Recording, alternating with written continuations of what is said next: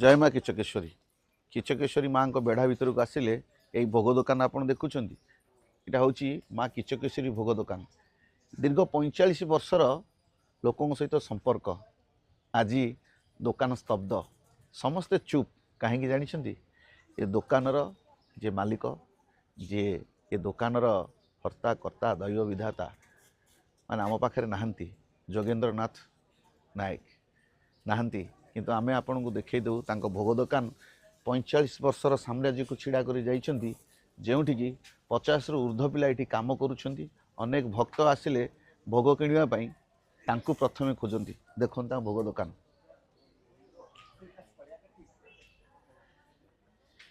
ये होउछंती एई जगह मु जो आपन कहूची ये होउची सेई जोगेंद्र नाथ नायक